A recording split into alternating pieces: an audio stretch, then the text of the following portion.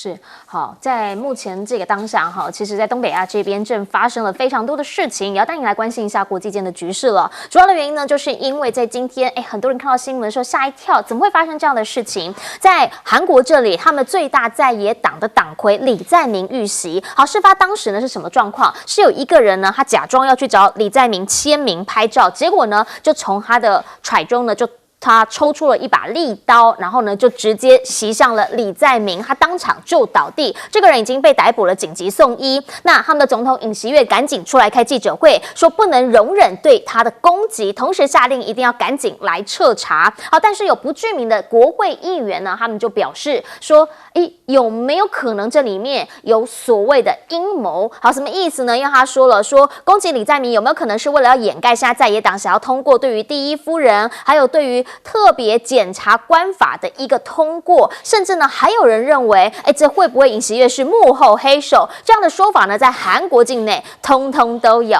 啊。因为过往确实李在明先前呢，他为了抗议尹锡悦的政权，里面有很多他不服从的事情，甚至还断食了。而这当时呢，尹锡悦也批准了拘留当时的李在明，因为呢那个时候他在当市长的任内，据说有一些贪污的案件正在被调查当中，两个人在过往2023年有来有往，现在呢突然遇害，让大家呢就会有非常多的想象空间。更何况李在明呢，他下一届其实呼声也蛮高的，有22%，有没有可能会变成下一任的总统？没人知道。可现在发生这么样一件事情，对韩国政局是一个蛮大的影响。至于在日本的部分呢，这几天如果你有看新闻的话，都知道现在呢他们正面临一个天灾，也就是呢地震加海啸，甚至可能还有大火加上火山爆发。这一次的这个地震呢，已经造成了蛮多的房屋倒塌了，甚至呢当时透过新闻画面也看到，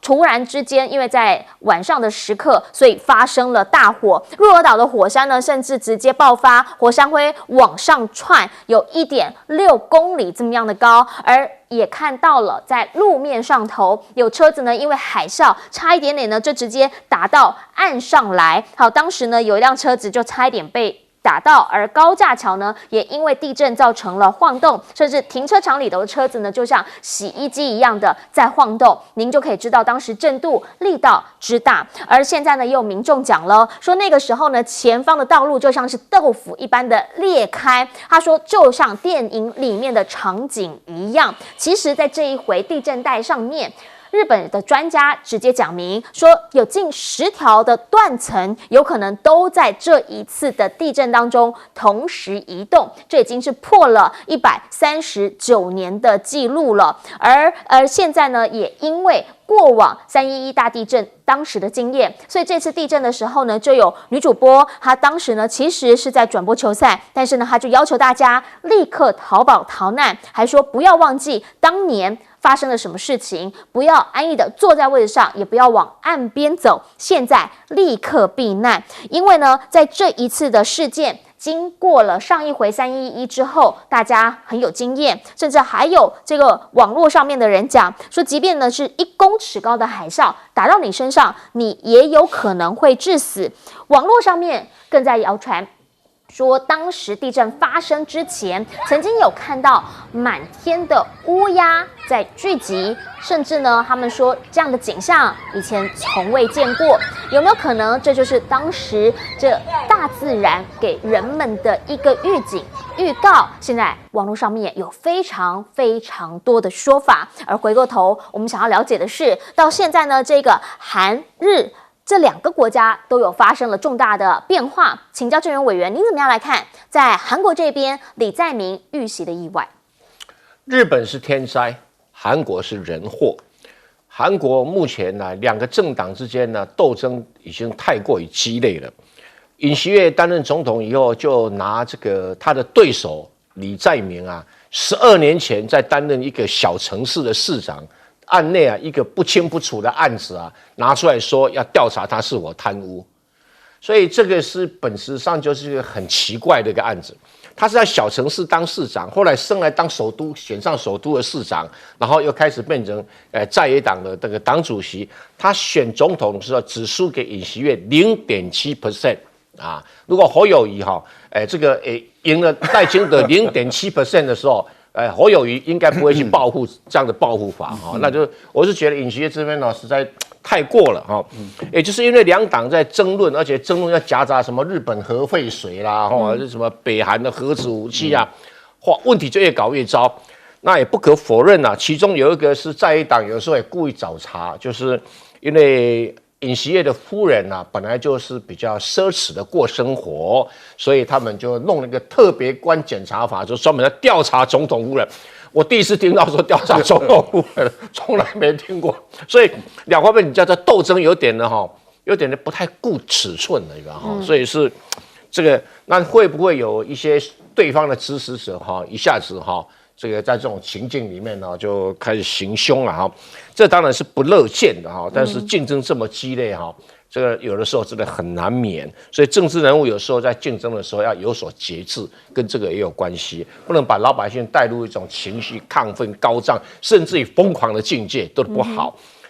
那日本这个是很令人同情这个我们多多慰问他们这个地震，这个是无法预防的这个日本琉球、台湾在同一个第一岛链上，包括菲律宾没有不地震的这是第一岛链上面的宿命那再加上火山爆发，因为它在火山带上面那这个海啸没有错啦，刚才讲说海啸1公尺，别小看海啸1公尺海啸从海里面被推上来，你那个力道有多大冲到人身上就像被汽车撞到一样所以那个不要以为它是水那个是很大的一个力道所以我觉得日本的主播也反映得非常好这个可能各国尤其我们台湾可以学习如果临时发生地震的话，就赶紧透过各种媒体呼吁大家离开海边，因为当年泰国马来西亚、印尼的时候，就有一种情形，就是说深海中发生地震，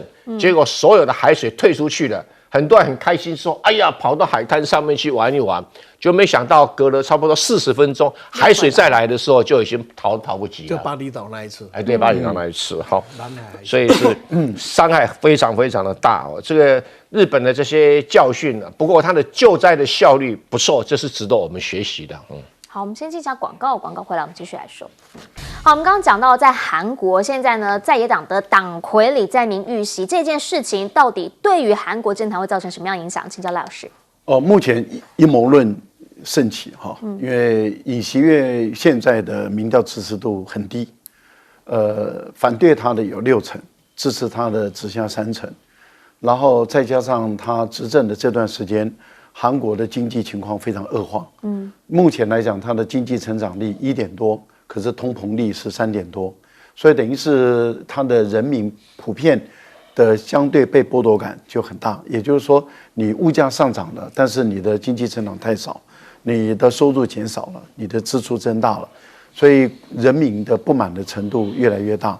再加上它跟大陆的关系恶化，那我们也看到了中国大陆的很多的工业的产品，甚至半导体的产品都已经可以取代韩国，所以韩国从过去长期以来的对中国大陆的顺差，现在变成是逆差了。那也就是说，中国大陆反而变成一个顺差国，这个对整个韩国以这种出口为导向的经济来讲是雪上加霜。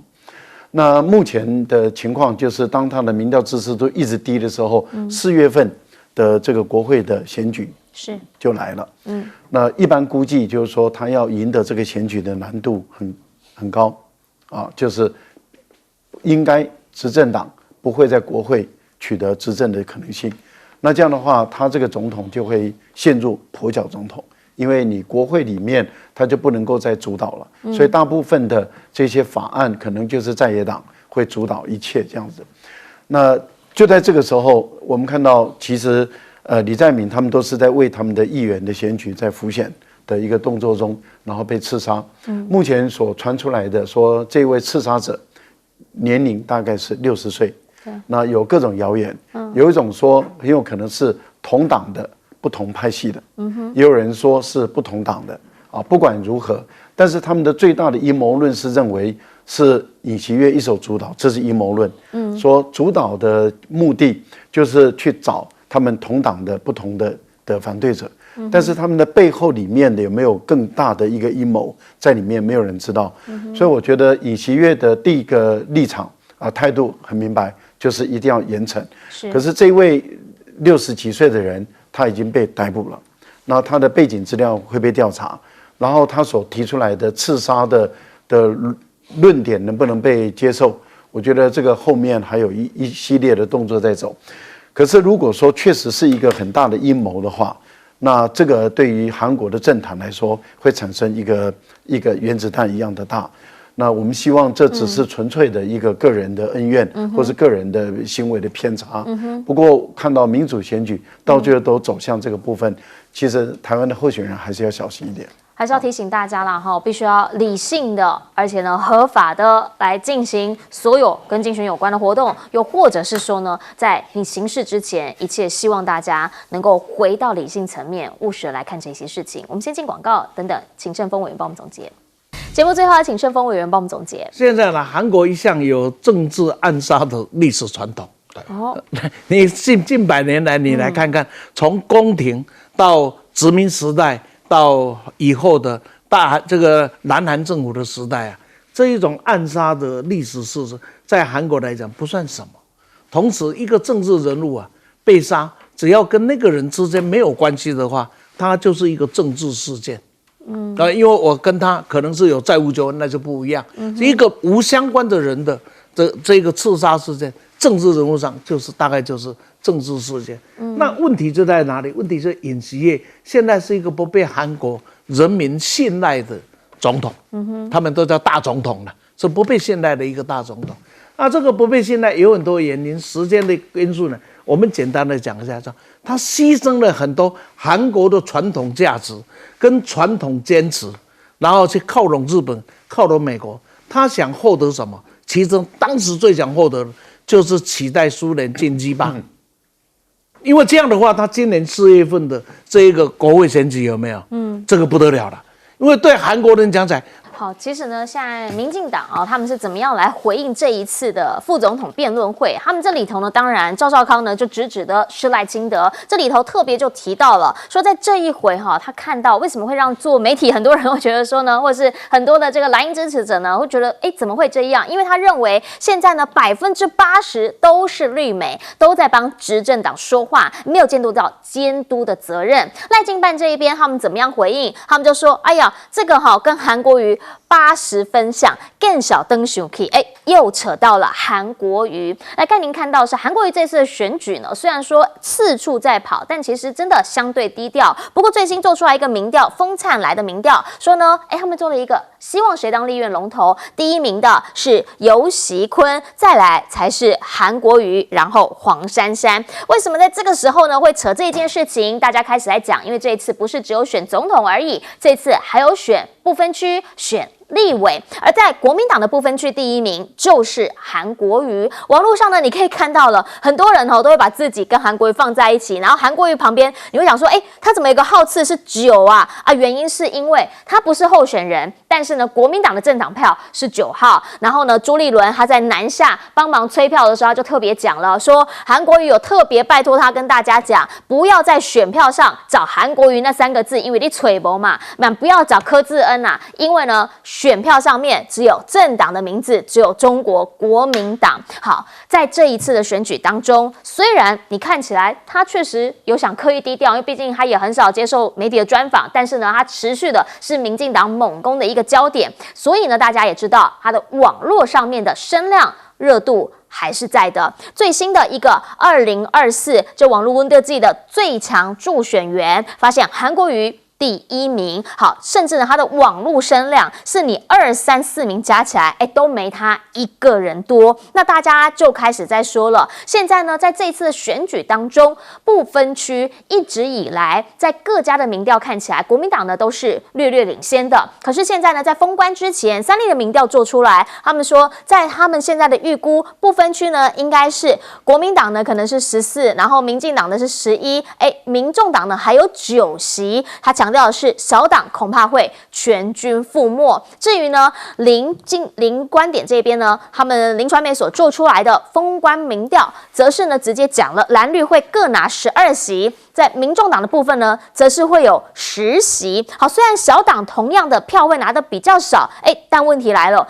他们对民众党真的都还蛮乐观的哦，一个是9席，一个是10席，通通都会超过了本来他们8席的那个预估值，真的是这样吗？到目前为止，大家也看到了封关民调，好像赖清德一直以来不论是哪一个都没有超过4，他本来自己还喊到45嘞。尤英龙老师的讲法是说，40%是民进党的基本盘，现在真的是连基本盘都没有了吗？他觉得有可能是因为过去这几年来，蔡英文的执政已经变成了他的扣分选项，甚至呢，他还特别提到了一个地方，那个地方是蓝白唯一合作区，也就是在台中。他就说呢，只要知道上一次蔡其昌他是超过10万票，选到超过10万票，你就知道他那个时候是有多稳。而这一回，现在竟然让对手蔡壁如喊出了黄金交叉。他说呢，虽然没有赢很多，但是他已经有赢了。在这边操盘的是国民党，好，国民党加民众党，现在呢喊出黄金交叉，会不会最后蔡其昌真的被拉下来？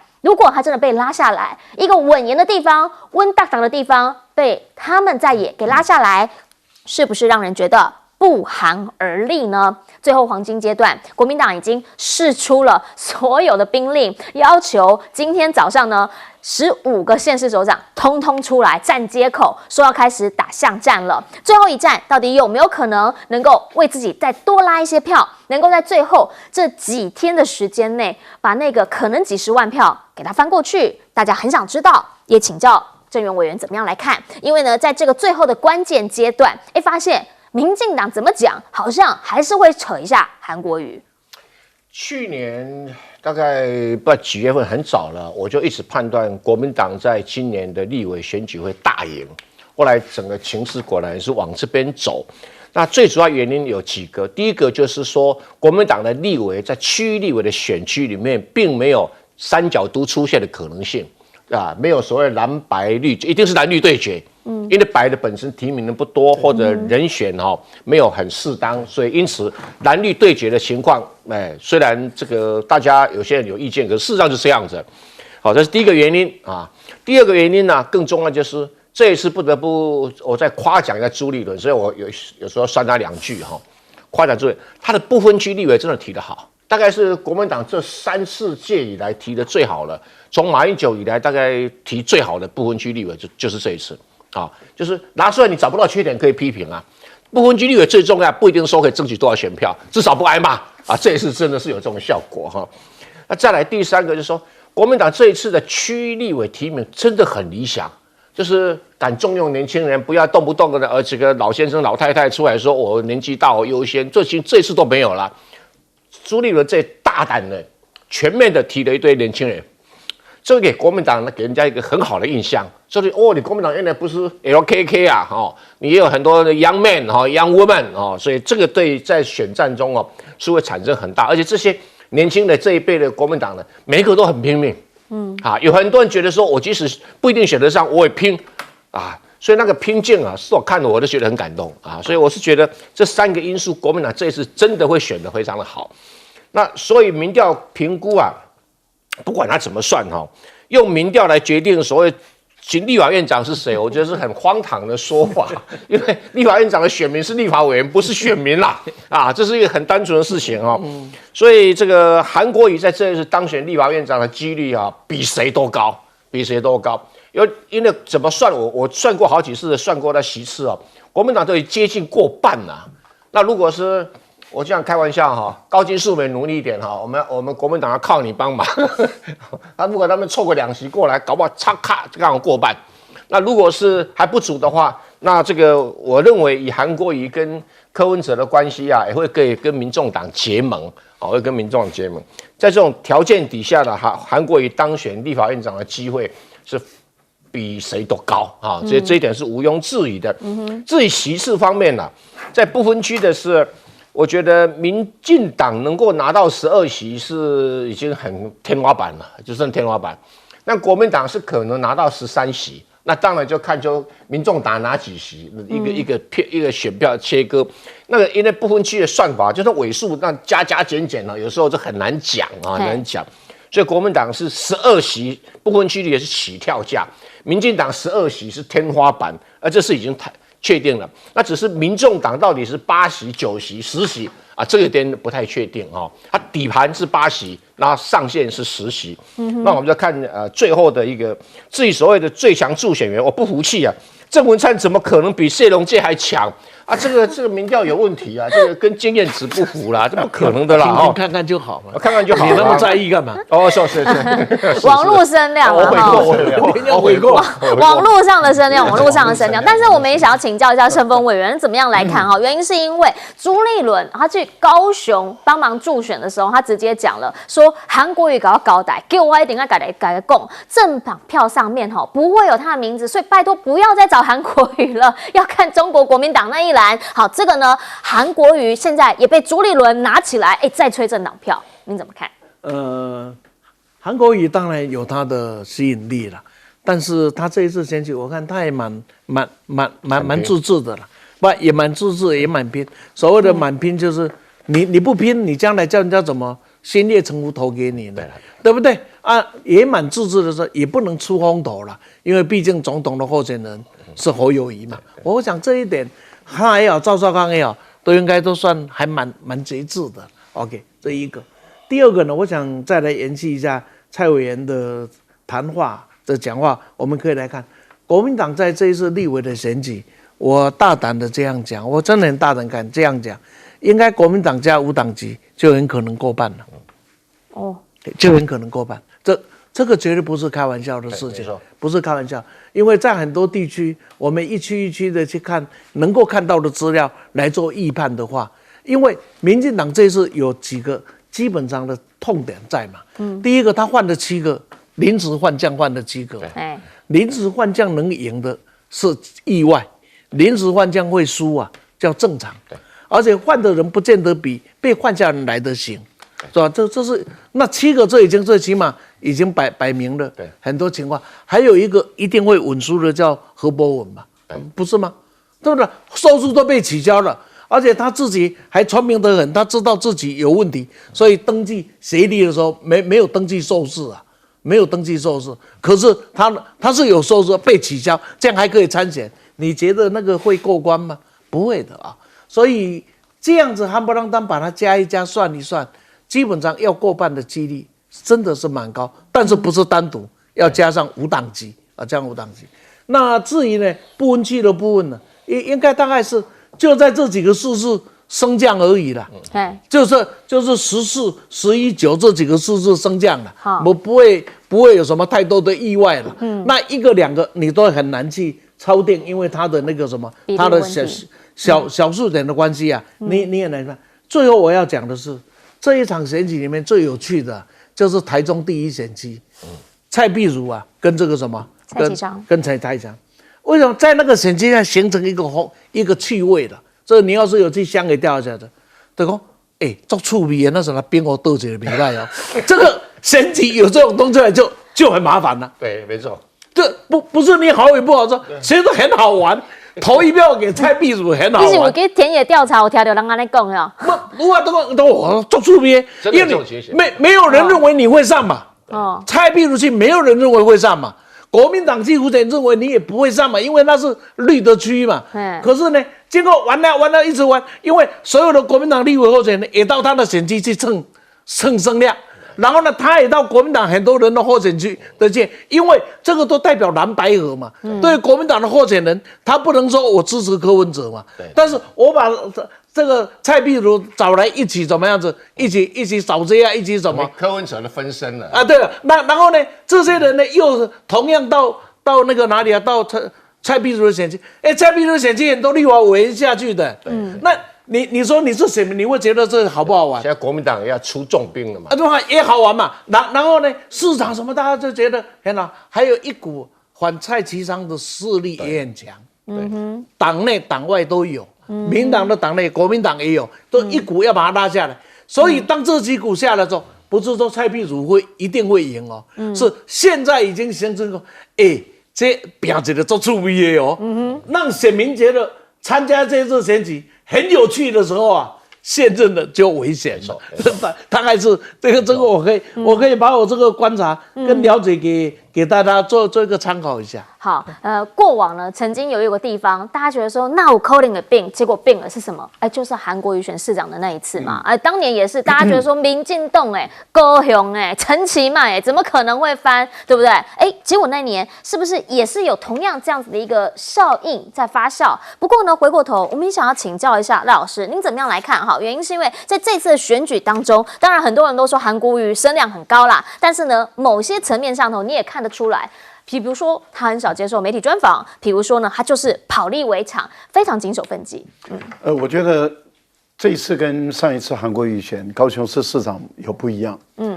选高雄市市长的时候，那时候北漂，事实上是有台，他们在新闻媒体上做成功了，然后高雄人有感，因为高雄人感觉到说，民进党长期执政，高雄越来越衰败。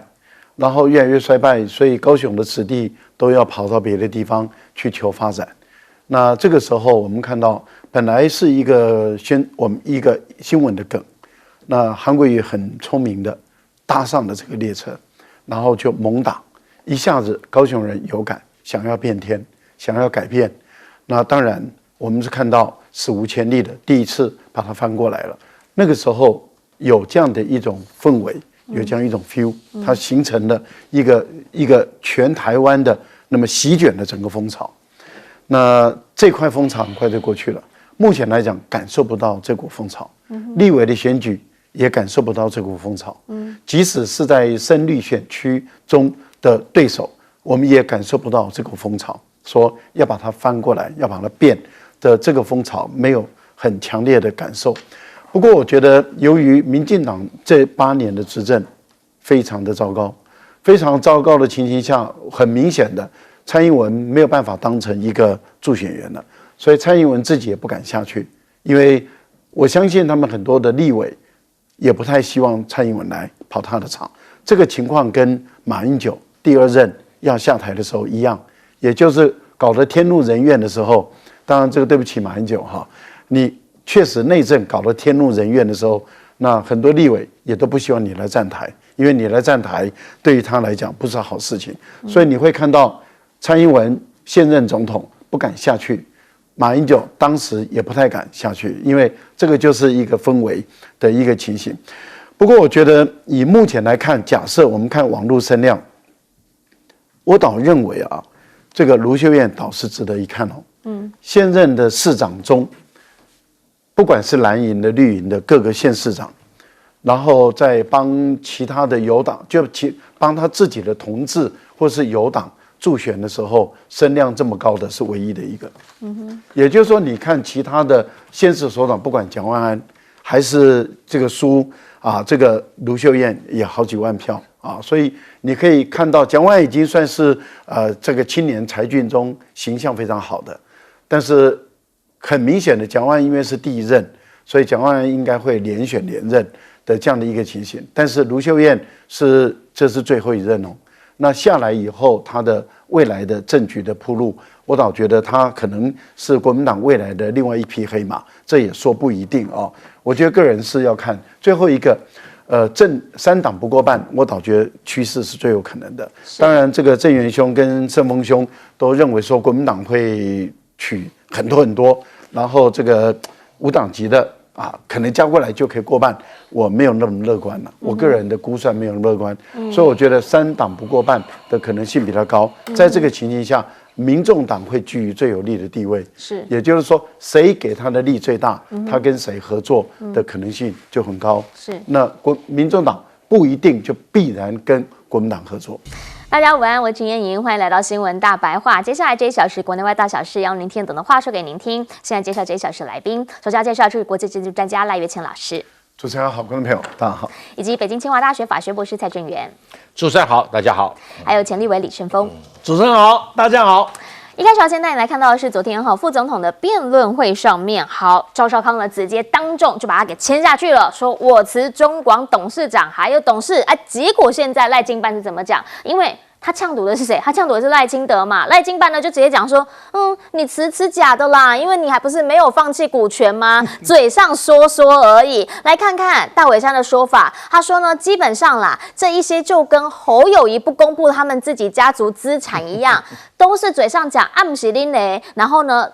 赖清德的部分，不好意思哦，我们多次的做出说明，邻居都有帮忙讲话，说这个不是幽灵房屋，还说了赵少康现在这样子的一个讲法，基本上是在恐吓过去为台湾经济奉献的无名英雄，凸显自己的精英思维。好，其实昨天赵少康呢，他问的真的是问到旁边的邻居吗？还是问的就是赖清德的那一间房子呢？因为他昨天直指啦，说如果以一个这个维安人员5万块的薪水来算的话，这几年下来应该维安预算花了有7000万。好，国安局讲了没那么多啦，我们那些哨啊什么的都是旧的，我们搬过去用而已，只有。对啦，租金月租8000，那个确实有出钱。大家开始在问，那所以呢，大家都做功德吗？都不用钱吗？都不用薪水吗？这件事情到底会不会对最后选情造成影响呢？现在带您来看到的是封关民调了，选前10天之后，北赛个公布啊，今天各家都有出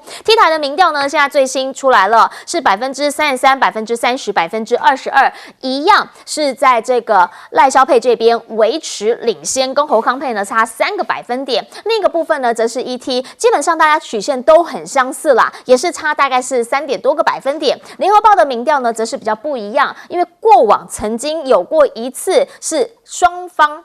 黄金交叉吗？31%啊，没有。结果这一回呢，侯康往下掉了4个百分点，赖萧则是往上走，微幅1个百分点。比较特别的是，林传媒虽然排序还是一样的，可是这里头他们有特别点出来赖萧的支持度，说现在呢，如果说在全台的投票率70%的情况之下，他们有去估票，但他们认为啦，在南部的部分这一回，台南、高雄下的那个得票率呢，好像没有办法超过50%，这个跟过往蔡英文那个年代都60%以上，差很多哦。所以南票北补这件事情，赖清德有没有办法做得漂亮，甚至做得水亏？他们觉得说现在呢可能会是一大变数，特别呢是过往蔡英文那个时候在选的时候最铁的年轻人，现在从20到49，通通都是往下走的。也因为这样，所以呢，尤英老师他现在开始估票了。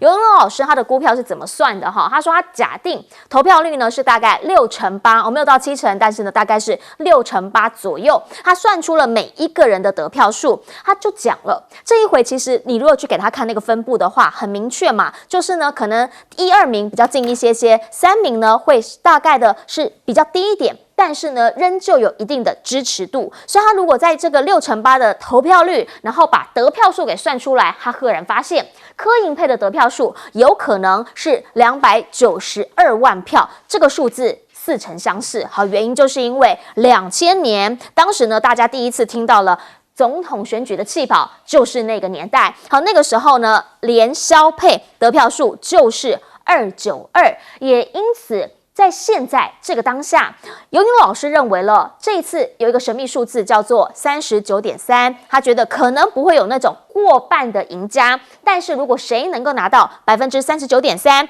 也就是当年扁吕配那个得票率的话，有可能他就可以赢得胜选。好，但是呢，大家就开始在讲了，现在跟过去好像不太一样啊，因为过去连萧跟宋章这个都是属于蓝营的票啊，现在呢，你要把柯银跟这个侯康放在一起，他觉得说两个不是系出同门，跟当年不太一样。但是有另一个讲法了，这个是吴子嘉老师的说法，他怎么说的？他说，如果柯文哲呢，他能够冲上22%，胜或23%的话，就有可能会拉下赖清德。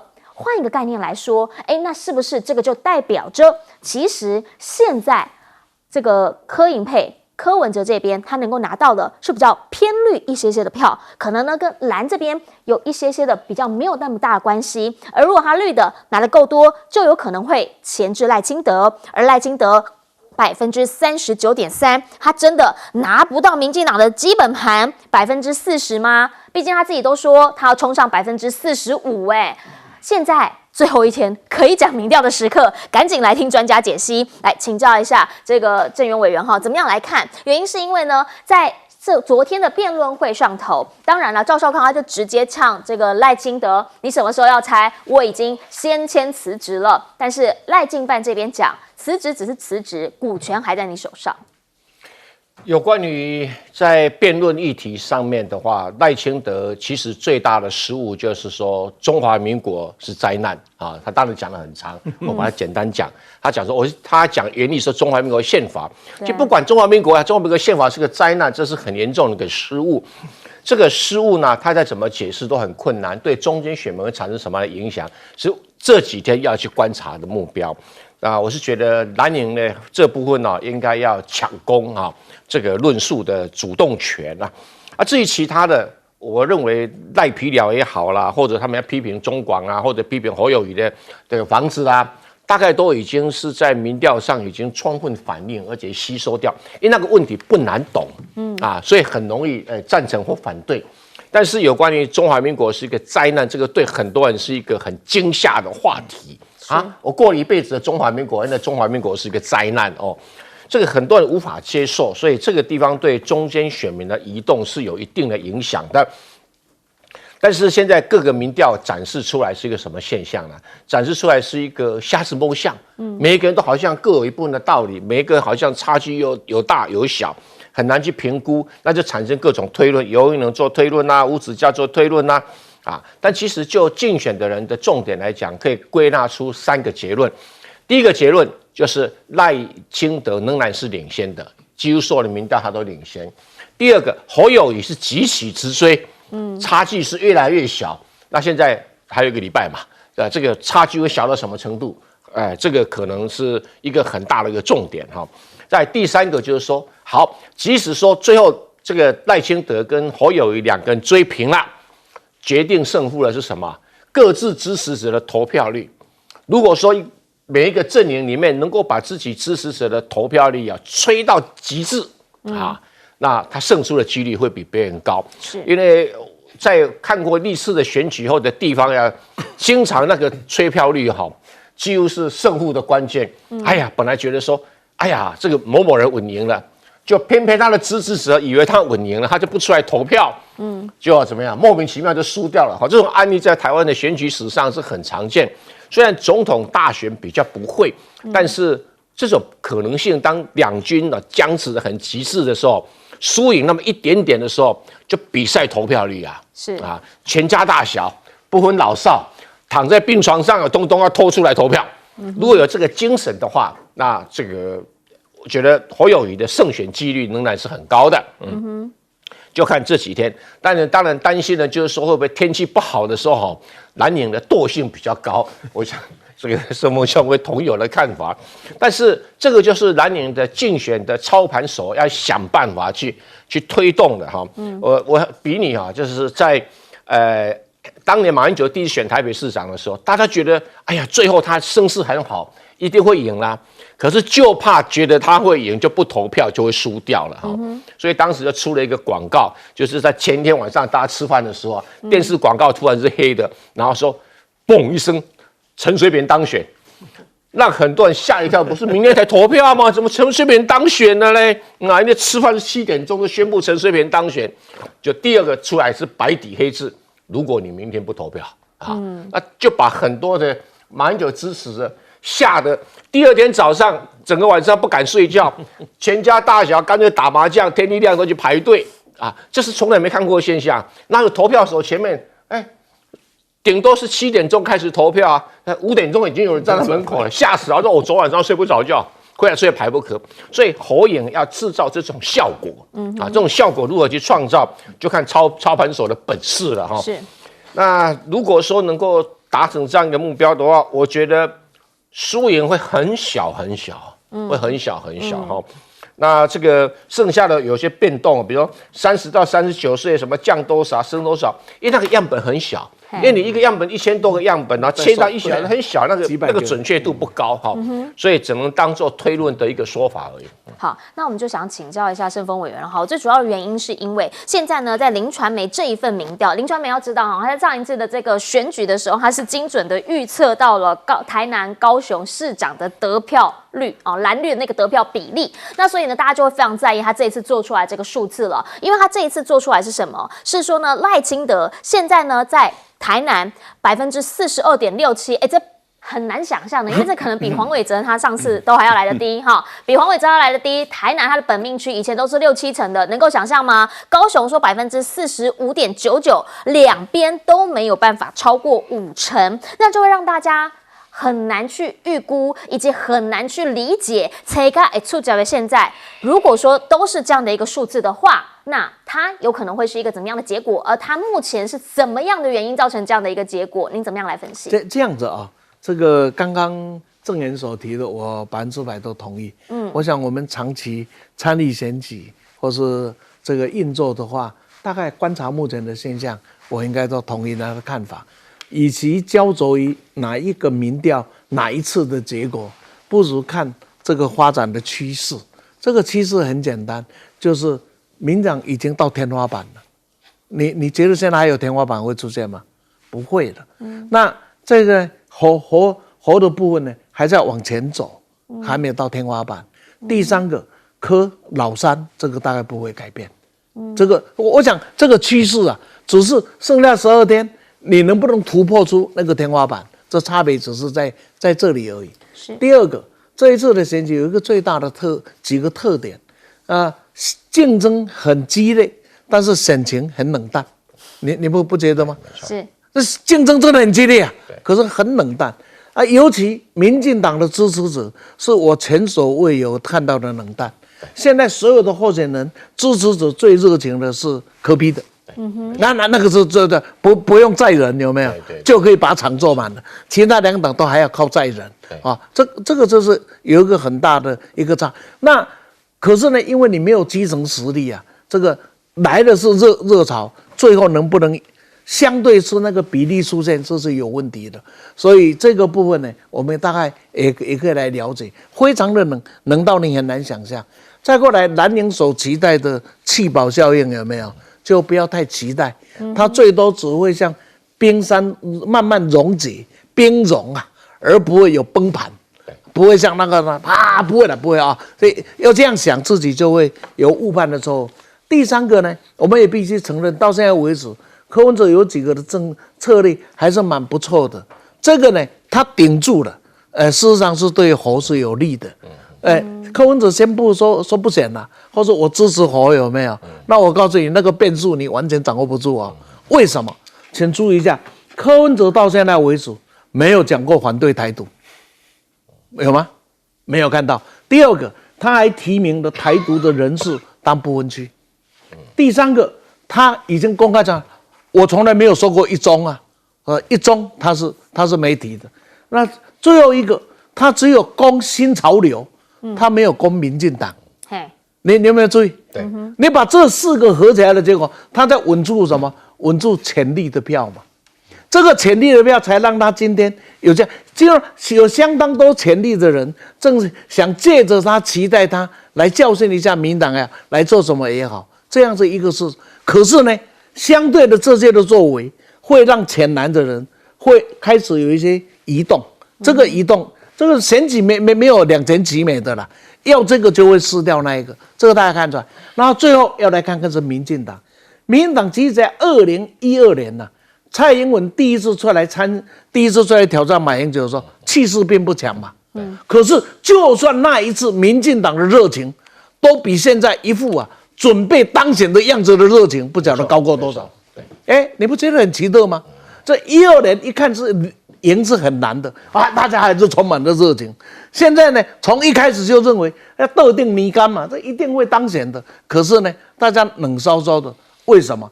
因为民进党的诉求已经狗嘴吐不出象牙，除了抹红，他还有招数吗？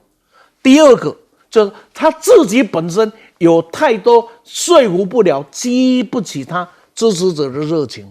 就看那个赖皮佬赖到今天，他怎么说？而且当赵少康做出这个行为的时候，你看他们那个回应，我的天哪，我简直快晕倒了。他说啊，你那个不算数，你的股权没有捐出来，这讲什么鬼话啊？对啊，这叫鬼话连篇。可是当一个认为会当选的人还在讲鬼话的时候，他大概也快见到鬼了。这个你可以想象那些的情况嘛。可是呢，你说他反应行不行？还是蛮行的。哦，好，来请教一下赖老师，你怎么看？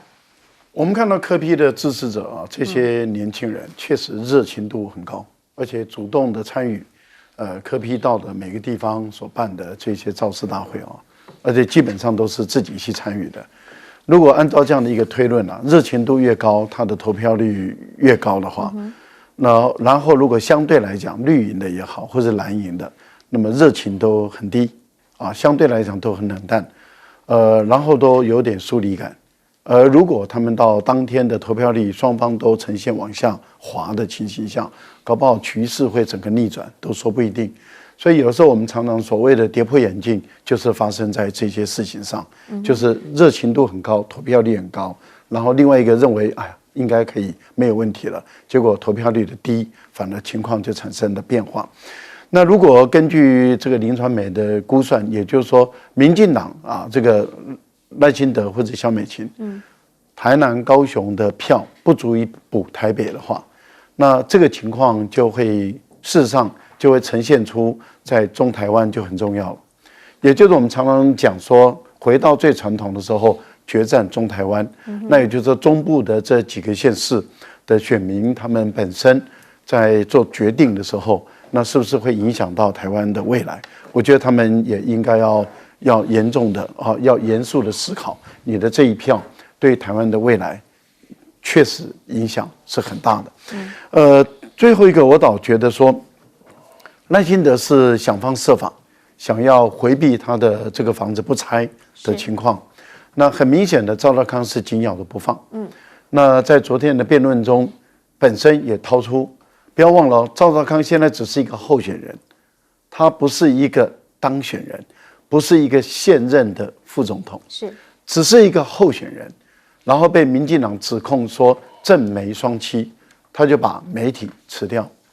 那媒体董事长辞掉，没有人会要求，我想这个社会普遍大众也不会有人要求他要放弃股权，没有这回事。